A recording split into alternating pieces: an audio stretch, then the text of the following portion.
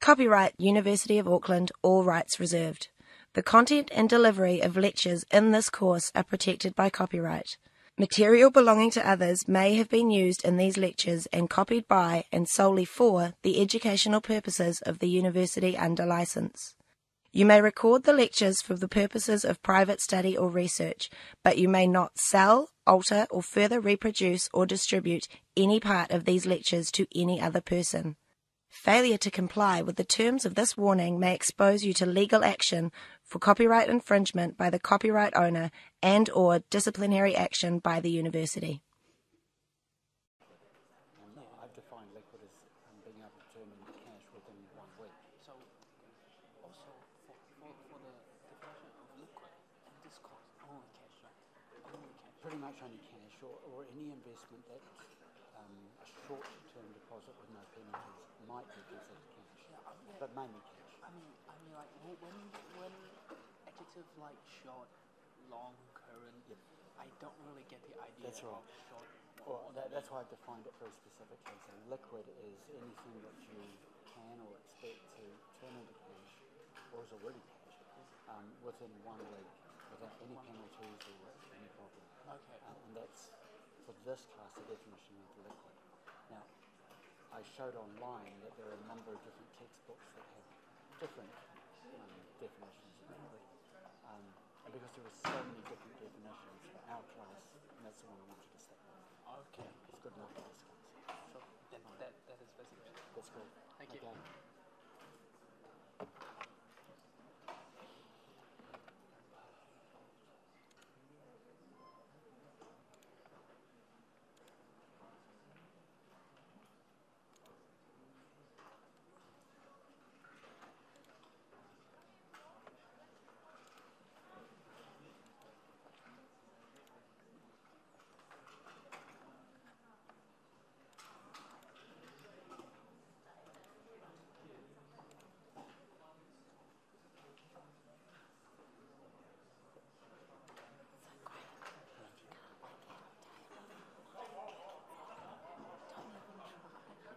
That was the one on question 5. Yeah. I've answered it. Oh, have you? Yeah, Thanks. so I left. Oh, thank you. Yeah, excuse me, but I just had to.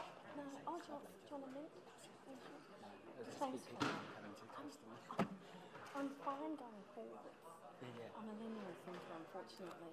But when it That's comes right. to Look, when we looking get at to the reversing and thinking backwards, I'll give that's not until after the mention of text.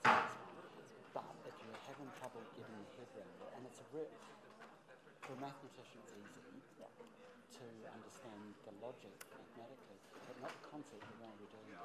It is a hard one to get around. So when we get to it, a bit more after the mature date, just consider. Thank you. Hello. Hi. I had a question regarding the practice quiz that we had to do yesterday. Why is jewelry not considered to be liquid? Like we can sell it, maybe. You can, but it may take some time to sell. And if you go to a pawn shop or a jewellery dealer, you'll probably get a lot less money than you had paid for it. So it suffers from two things. One, it could take a longer time than 1 week to sell it. And secondly, if you do sell it quickly, it's likely to have a significant drop in its value. And so for that reason, we don't define it as liquid. Okay, so we consider 1 week. Yeah, that's right. And it's got to meet both criteria of being able to be sold in 1 week, which it might be able to do, but also maintain its theoretical value within that sale period. Okay, but like, what if, I mean, this is an extreme, but like, say we had bought the jewelry 10 years back, and today, and it's increased in value. Yeah, then there's an argument that you could consider it to be liquid, but it depends how much it's increased in value. You're still considering what it should be worth compared to what it could be worth if you have to sell it quickly.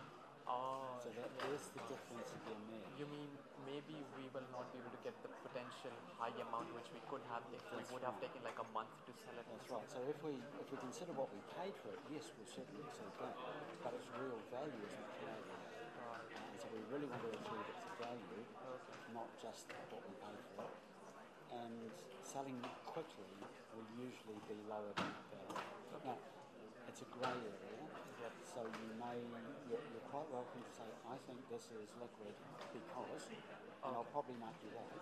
Okay. Because you've If we thought give a about what reason. you're doing. Okay. Yeah. And it doesn't have to be, all I need to say for this course is that you considered whether or not it's available within the week. You have a good reason in your own mind for assuming it is. But I see that you thought that. And that's all I'm marking on, that you considered whether it's liquid or not. Okay. Yeah. And Is that right? yep. And one small question: why is student loan not considered to be a current debt? Because the government doesn't want you to repay it within 12 Also, months. it's in the context of New Zealand. Correct, Oh, yeah. So, because it's a New Zealand course, New Zealand info, you must consider that you're expected to repay this when you're earning money as a small deduction of tax from your income in order to repay it over a long period of time. There is an argument, if you are now working and earning above the threshold, then a small portion of that loan is now current and the rest of it is not. Right. So I don't need you to go to that extent to distinguish them. okay. So if that proportion would have been given, then it could have been the current debt. But if the whole sum is given, then it's not because it's not looking equal. Unless I give you information that allows you to calculate it, just don't. Okay. Thank you. Thank you.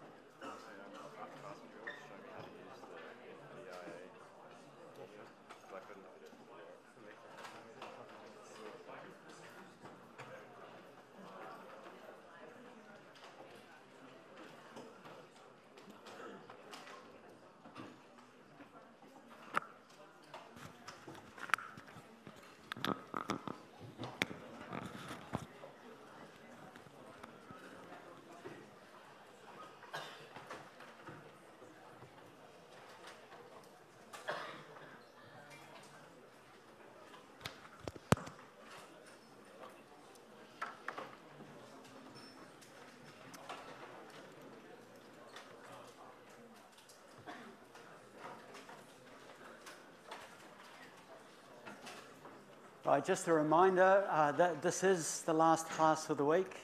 Tomorrow's class is not a class. You don't have to come in here. It is the test day, and I put a reminder up in writing on Canvas to remind everybody it's a 1-hour test that occurs during class time, so everyone technically should be able to make time to complete it. You do not have to come into this room to do it. You do not have to come into the university to do it. You don't even have to get out of bed to do it. So long as you have internet access and some kind of device that allows you to access Canvas, you can complete it online. It is online, not physical. It's open book. You can have all of your notes with you. And I've written it as if it were a 4-hour test, and you've got an hour to do it, so, big tough. It's a little bit longer than your practice test. Now, I noticed that only 166 people out of 273 attempted the practice test. The practice test was designed to give you a taste for the type of questions that were there, but was really to make sure you were using a device that wasn't going to have problems doing the test. So all of you who have tried it and it was okay, you should be okay for the test. All of you who didn't try it, well, it's your problem. So please do attempt things. It's good practice. The same will happen before your online test, which occurs after the break. I'll give you a practice online test with similar types of questions for that. That one will be multi-choice. That's a lot easier. Except that some of them might have 6 or 8 different answers to choose among, so it's not multi-guess. Right, let's carry on. Any questions about what's coming up? Apart from the fact you've got 2 weeks break after this. Good, isn't it? Don't have to look at my smiling face anymore. For 2 whole weeks. The feeling's mutual. No. Right, calculating charges. So finance charges are quite often we think of them in terms of the interest rate. We saw from that motor scooter example that you need to consider lots of other things when you're calculating what something is going to cost you. And the way that we demonstrated doing it, which is easy with a financial calculator or Excel, a little bit more difficult in practice just using calculators and formulas. But I wanted to demonstrate the idea of what we're doing, and that is to take all charges and bring them to a common, comparable number. One way to do that was to look at the interest rate. Think of any charges that occur at any point of time as simply being cash flows at that point of time, and analyse those cash flows to determine what their equivalent annual rate of cost is. So that's one approach that we can use, but there are other approaches. So let's just continue on with that one to think about different sorts of loans and consider the cost of those loans in terms of their equivalent annual interest rate. So we've got different ways of calculating it. And unfortunately, that gives rise to lots of different lenders who calculate things in different ways, but always try to show the cheapest number possible to entice you into dealing with them. But we need to be able to then think about what we're told and recalculate it. So as well as this simple interest method, we also have this approach that's known as a discount method. And the discount method is simply an approach used by a number of lenders that calculates the interest and then it lends you the money but takes away the amount of interest that you owe. So effectively the money you get in your pocket has already paid the interest, and some people feel comfortable about that. I don't have to worry about the interest in the future because I've already paid it. However, if you think about it in time terms and the money you get at different points of time, you'll start to appreciate that that makes quite a big difference. Instead of paying the interest at the end of the loan period, you're paying it at the start of the loan period.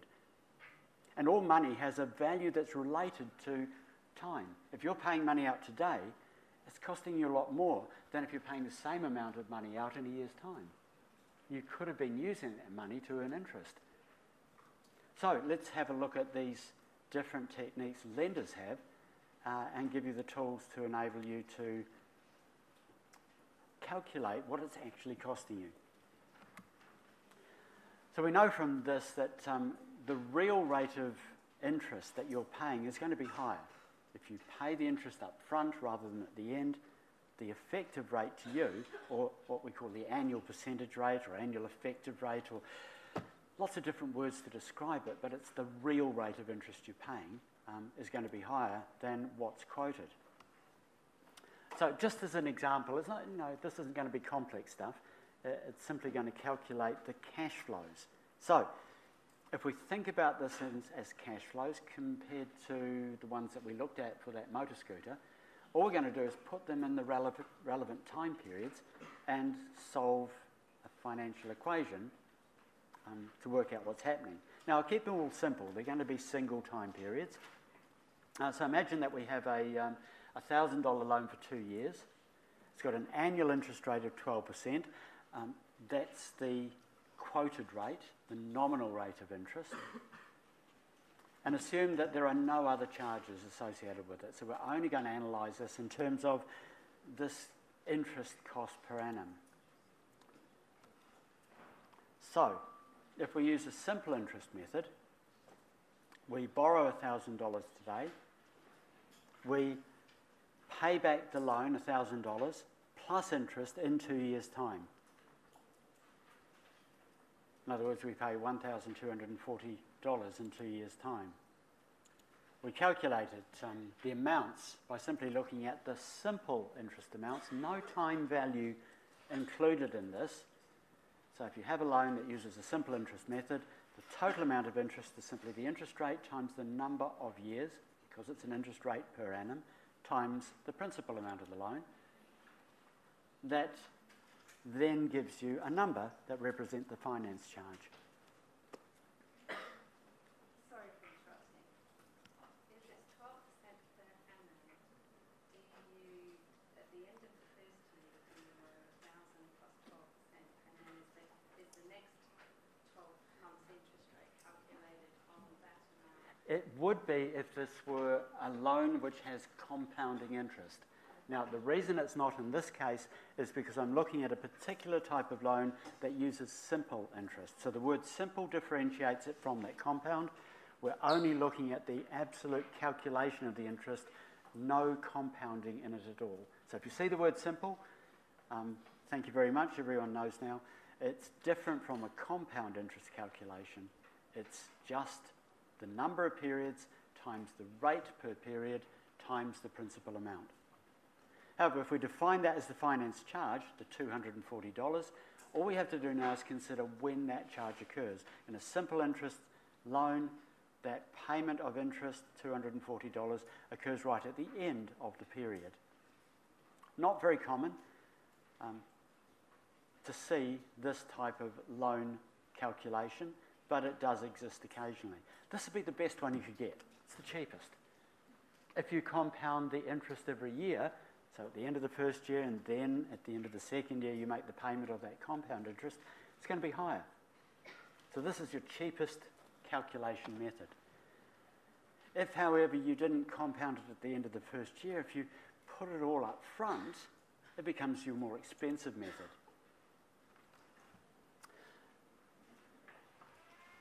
So if we calculate this, we can do it in two ways. We can look at the amount of interest you pay, or we can think of it as the equivalent annual rate. We can simplify things by taking the total. I wish they wouldn't build things in the middle of class. It's really annoying, isn't it? This is really oversimplifying it. It's working backwards from what we just did. Total amount of interest. Try and find out what it is per annum. Divide it by 2. Compare it to the loan amount that you have, and it's approximately 12% per annum. Now, for those of you with mathematical backgrounds, that's not strictly right, is it? So my apologies for that. Its equivalent annual rate is a little bit different from that. But for the sake of what we're doing, we're going to keep it simple. Now, if we use a discount method, this is a very common method for a lot of lenders, is to do exactly the opposite. Instead of charging you the interest at the end, we calculate the interest, the finance charge, and we add it on up front. We take the money away from you and you pay in advance. And if we were to use the same kind of calculation, we're looking at something a little bit different. Effectively, it's the same as the one you just had, except that you're receiving in your hand not $1,000, but only $760. So effectively your loan now is $760, and you're having to repay $1,000 in 2 years' time, plus the $240 of interest. But the $240 of interest has been taken away from you right at the start. So now effectively your cash flows are $760 loan and then repaying $1,000 at the end. If you like to think of it in terms of what we've just done, you had $1,000 and then you pay $240 at the end. Here you've got $760 and you're paying the loan and $240 at the end. The cost is going to be a lot higher if we use the same approach to value it.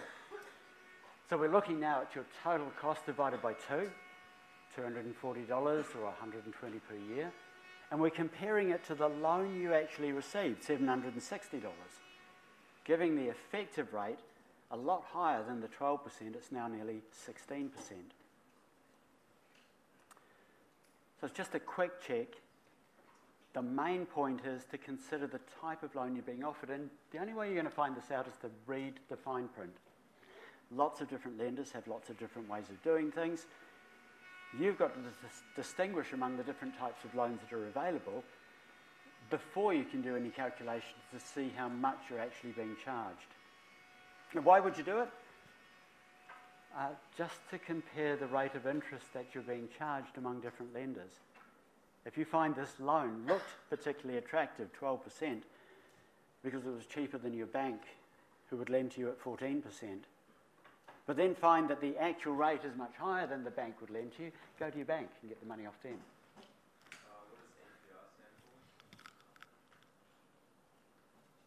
What does APR stand for? Oh, the APR at the front. Oh, the annual percentage rate. So, sorry, I should have made that clear.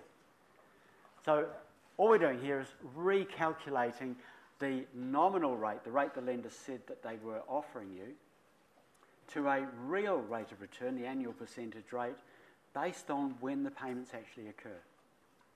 And unfortunately, short-term discounted loans are really quite a common way that money lenders of the riskier end of the spectrum, those that I started to refer to as loan sharks, tend to use.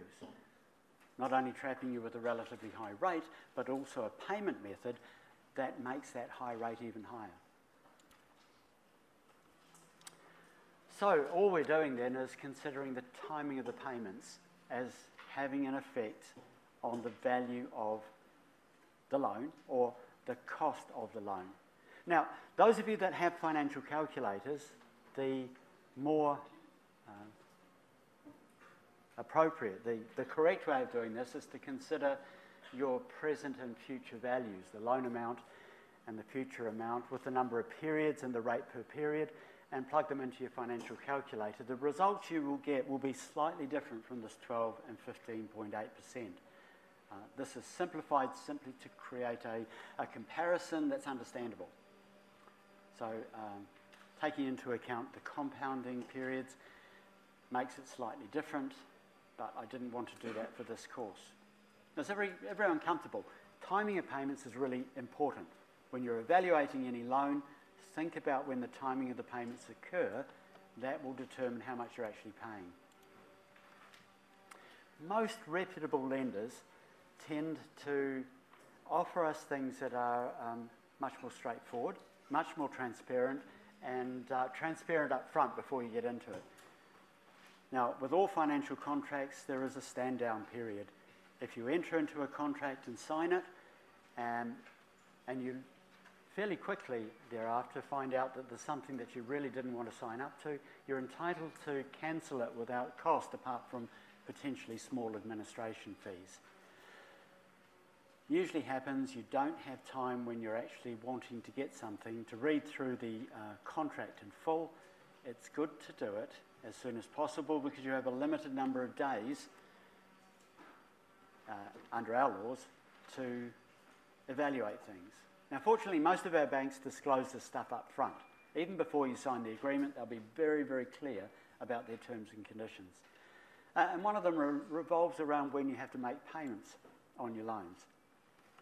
Instalment loans are really interesting because they fit in with our financial mathematics really, really closely.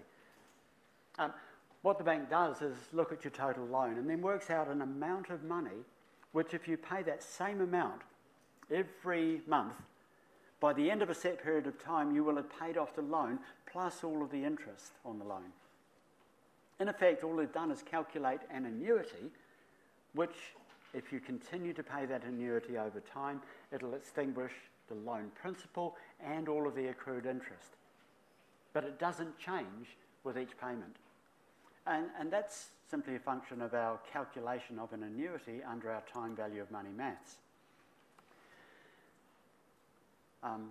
Personal loans granted by banks under these sorts of payment structures are usually relatively medium term.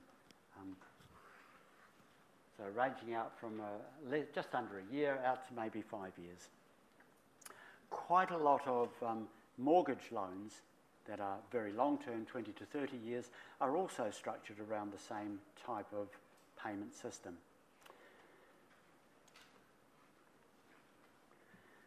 Loans offered by financial institutions like banks, building societies, etc., that are personal loans, they usually require some form of collateral security unless the loan's relatively small.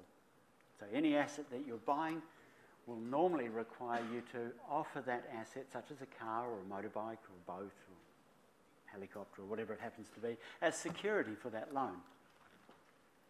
And the bank will take a personal property security over that asset.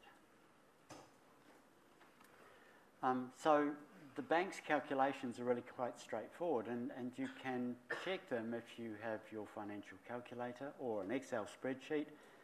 And when I say your financial calculator, the one you're not allowed to use in the exam, the one you might have downloaded to your phone.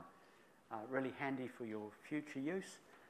Having it on your phone, provided you learn how to use it, you can quickly and accurately check up on any lenders to make sure they're telling you the truth. So, if we were to look at things, for instance, on a loan that's an instalment loan, we can check up on things and have a look at what the payments will be on that instalment loan, our charges on a regular basis. So if we've got a loan that's $1,000, it's going to be repaid in 12 monthly instalments at an annual percentage rate of 12%. Then all we have to consider is that the periods we're looking at for our payments are 1 month. There are 12 of those in a year. I can't do the 12, but fortunately. 12 of them in a year, so the applicable interest rate for a 1 month period is 1%. Just 12 divided by 12, 1%. And as a result, we can calculate what the payments would have to be on this loan. Now, the way of doing it is quite simply to look at some of the formulas that we've got. We've already done this once before. If you consider that our cash flows have a future value, we can calculate the future value of some cash flows by simply taking those cash flows and multiplying them by the future value interest factor of an annuity. If we knew the future value, we could calculate what the cash flows would have to be to reach that future value by simply dividing the future value by the future value interest factor of an annuity. We change round our formula algebraically. And we can do the same here with our present value. If we know how much our present value is, that is how much we borrowed, and we want to find out our future cash flows, we follow the same process. Our present value formula simply said that the present value of a series of cash flows is the cash flow multiplied by the present value interest factor. And therefore, the present value divided by that present value interest factor must give us the cash flows necessary. It's exactly the same principle that we used when we considered future values. And again, I just want to remind you that all we're doing with this arithmetic is moving around in time. A future value today, a present value today, and a future value in 5 years' time, and a whole series of payments in between can all have identical values, provided we bring them all to the same point in time. And this arithmetic and using these tables is our quickest and easiest way of doing it. So, $1,000 loan, how much would you have to pay each month in order to fully repay the loan and all of the interest associated with it? The answer is $88.85.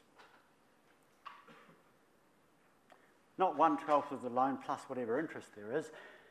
It's spread it slightly differently over time so that the payment you make is identical every time, and all the bank does is take out the principal it needs to repay the loan after it's taken the interest it needs for that period. Our first payment of $88.85 will have a large interest payment, interest on the full loan for 1 month. And whatever's left over will repay a little bit of the principal. The second month we'll have a slightly reduced principal balance. So the interest rates will be the same, but the interest payment will be smaller. And the residual from that on the smaller interest payment will leave more money left over to repay a larger portion of the loan. And so it will continue each month. And if we were to put it on a spreadsheet to look at what's happening, this is simply what's happening. Our $1,000 is our loan that we started with. Our first payment of $88 is split so that $10 goes to interest. That's $1,000 times 1%. That's how much interest is due in the first year. The remaining $78.85 is removed from the principal so that our starting balance of principal in the next period is lower at $921. And consequently, second line, our interest due in that second period is lower. And therefore the principal amount is higher. And each payment is simply adjusted to the point where at the end of 12 periods, that final payment of $88.85, except for small rounding errors, there's always small rounding errors. We don't even have 5 cents anymore, do we? So we should really round to the nearest 10 cents. But that final payment pays off the remaining interest that's due to be paid and extinguishes the loan entirely.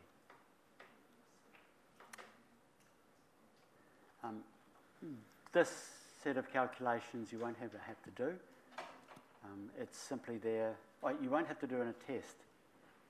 I still haven't finished off the questions for your assignment. There is an assignment coming up, but it's playing with things that I want to keep as simple as possible. It's not a maths course. Many of you won't have used Excel, but so I do want to give you some opportunity to play with Excel though. If you don't have it on a device and you've never used it before, please let me know, and I'll try and offer some additional tutorials to help you with that. Other ways of looking at this, you can look at the total amount that you pay over the 12-month period. $88.85 times 12 periods gives $1,066.20. $1,000 of that is principal, and of course the remainder must be the total amount of interest that you pay. If we were to calculate this just based on the amount of interest divided by the total amount of the loan, it would look like we pay 6.6% interest. But remember, your loan isn't $1,000 over the whole year. It's reducing on a regular basis. Another way to look at it would be to take the average balance over the year and compare the total amount of interest with that average balance. But what our financial maths has done is be very precise about it. Right. By the way, we're finishing on this topic. We're not going on to topic 5 today. Topic 5 will start after the midterm break in 2 weeks' time, 3 weeks' time. So we'll finish this off relatively soon, and you'll be able to have an early day and keep preparing for the test tomorrow. So, looking at loan contracts, I cannot stress highly enough, unless you're always going to a highly reputable lender, a bank, for instance, and even then, you should carefully check any contract you sign before signing it, or within a couple of days of signing it, where you still have a right to get out of it legally without having huge expenses associated with it.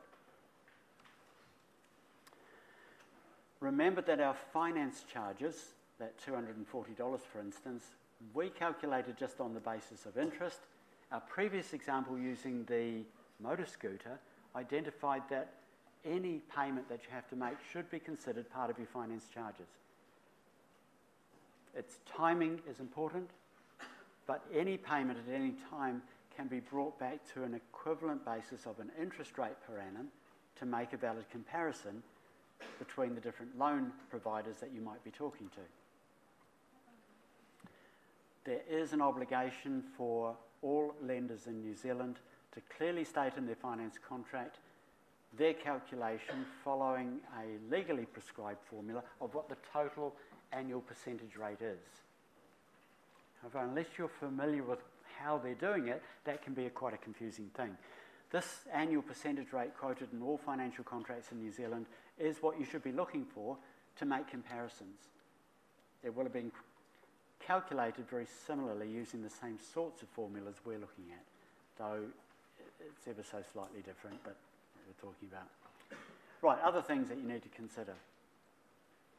If you don't make a payment on time, all financial providers, even our most reputable banks, will provide for penalty payments, and that is usually expressed as an increased interest rate above the normal interest rate that you pay. Now, in an environment where we have very low interest rates, even a small penalty interest rate can represent a sizable increase. For instance, my mortgage has an interest rate of 4.4% per annum, which is quite low. My penalty interest rate, if I don't make payments on time, my bank is entitled to charge me a penalty rate, which doesn't sound that much, it's 5%, but that's 5% above my normal interest rate. So suddenly my 4.4% per annum interest rate would become 9.4%, more than doubling the amount of interest I have to pay, just because I've not paid on time. They're entitled to do it. Now, most of our reputable financial institutions will not immediately charge this. They will give you some warning. Many other institutions, though, will immediately apply the penalties that they're entitled to by law and increase the amount of interest that's due. What happens if you don't pay it? Now you're having penalty interest added to your loan and compounding on a monthly basis.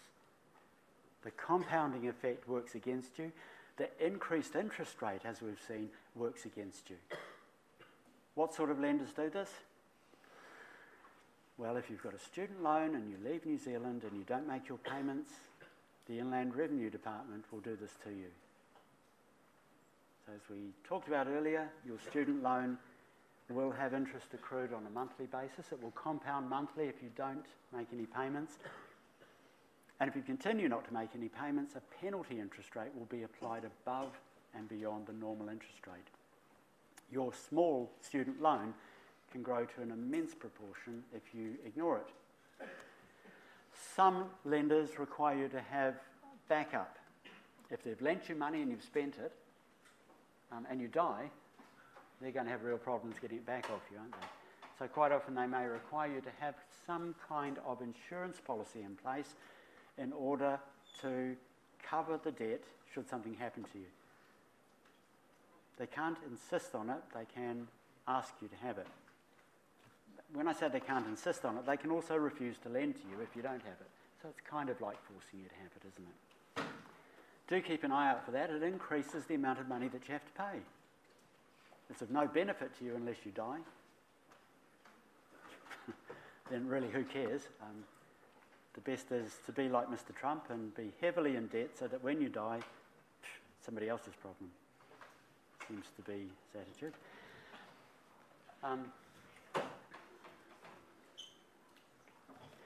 Sometimes it may be better to pay cash. The tools that we have of analysing future cash flows, that is to simply find their present value, like that motor scooter, and we will come back to present values and do more work on that, are simply tools that allow us to compare values in same time periods. And present value is a great time period to consider because it's now, it's when we're making decisions, and it's when we need the money.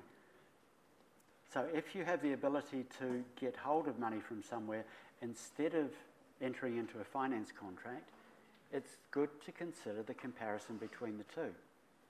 It's also good to consider whether or not you can ask the vendor of the product, the shop, to give you the value of that finance contract instead of a finance company, to discount the price that they're willing to charge you because they're giving away the finance money anyway, so why not give it back to you? So you may be able to negotiate a smaller cash payment. And that's it, which is well early. But we don't need to go on to topic 5 until after the break. So what I'd like to do is, I'm going to stay here. We've got an extra 15 minutes. If you have any questions, I can't give extra office hours until tomorrow morning. So tomorrow morning from 10 o'clock I'll be offering extra office hours until midday for anybody who has any last minute test questions. We also have 15 minutes now for anyone who has any questions, individually though. Have a good day, have a good exam tomorrow.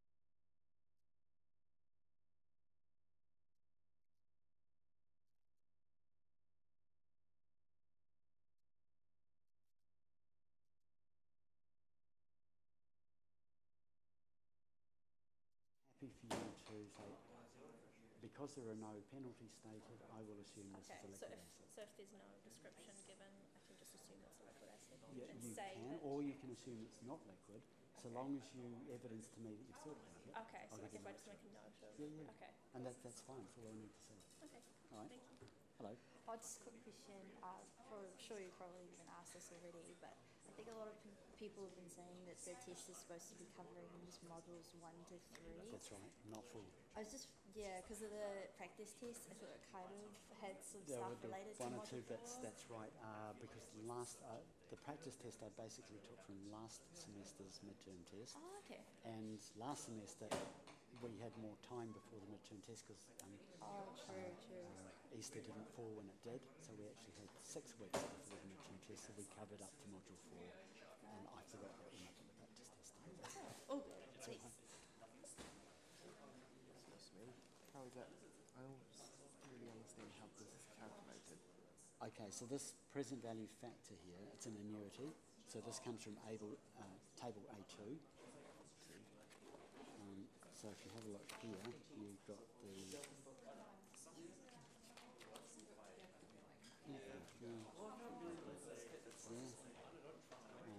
table A2 is the present, or this is the future cycle.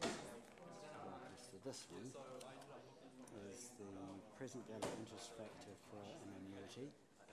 So that's what we're referring to with here, present value factor for an annuity.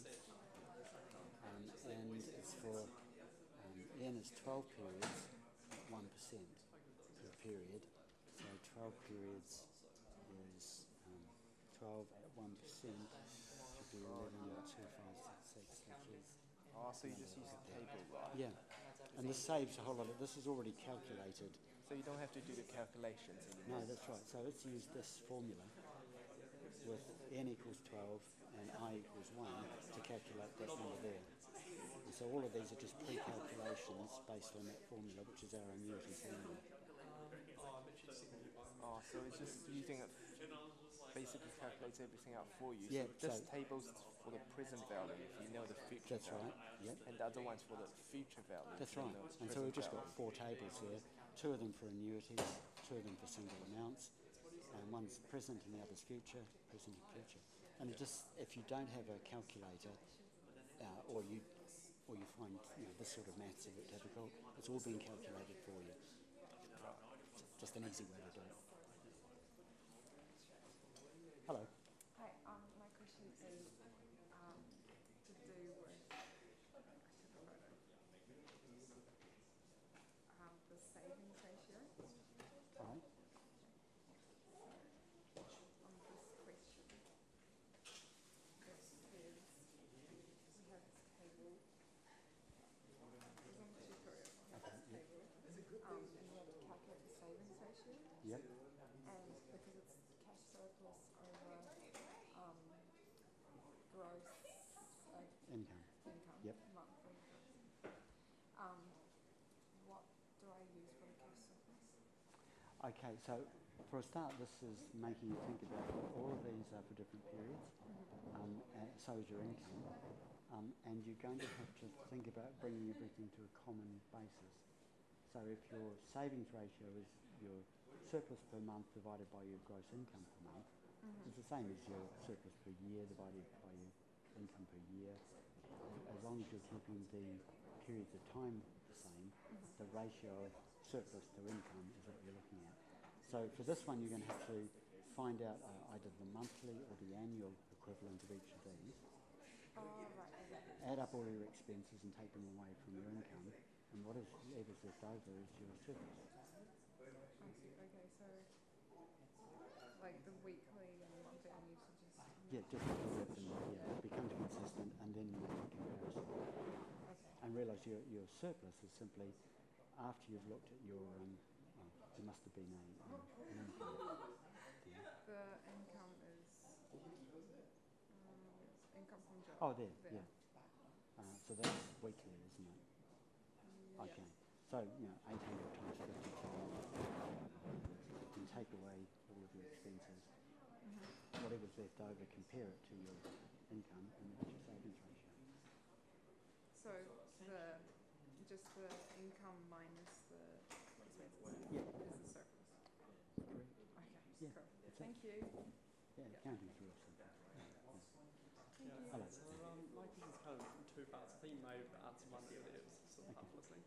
But so if there's something that's sort of kind of vague as to how you should categorise it with like balance sheets or anything, if we just write an explanation, would that be Absolutely. Look, acceptable? most But of as what long I'm- as the explanation is Yeah. actually valid. So, to distinguish whether something is current or not current, or Yeah. non-current, is a 1 year cut-off period. Yeah.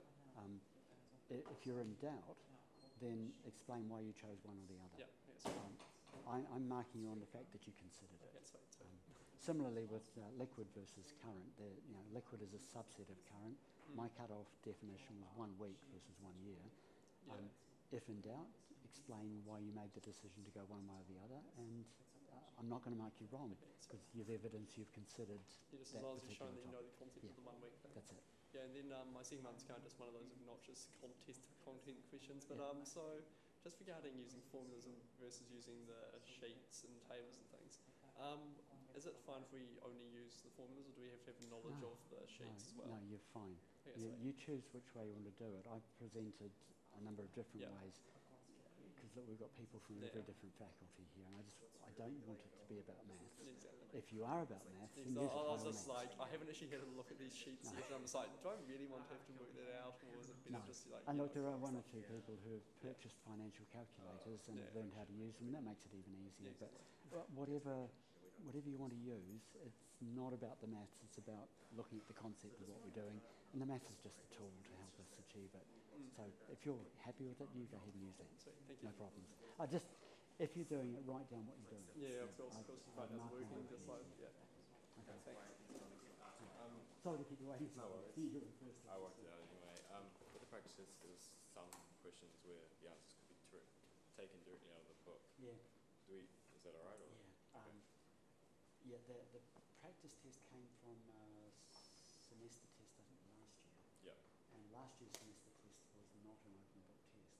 So Okay. some of the questions were memory questions. That's why it was really easy. Sweet. There are one or two like that, fewer, but one or two like that Yeah. in this test. It's really a matter of the test is longer, Yeah. so you won't have the time to go flipping through trying to find things. I'm relying on that sort of obscurity of where it is to Sweet. test whether people have actually read. Okay, no trouble. How are we going? Who's your next, right? Yeah. So like with the test which is going to come up tomorrow, it's kind of like the questions that we had in the practice one. Similar, there's more of them. The Yeah. practice was just to give a flavour for the types of questions and also to make sure your technology was working right so that you were comfortable going into it. The test tomorrow is longer, so you'll be under more time constraint, but otherwise, no, very similar. And it's done online, right? It is, yep, so make sure And you're these similar. calculators are acceptable in That's the absolutely. so not only in the test but in the exams. Absolutely, you can bring that in. So you can use the financial functions on that. Just make sure you learn how to use them. As long as you're comfortable with that, you can use it, no trouble. Okay, thank you. Good little calculators. Okay. Oh, sorry. That's all right. I'll put it up on Canvas, but it'll just be from 2012.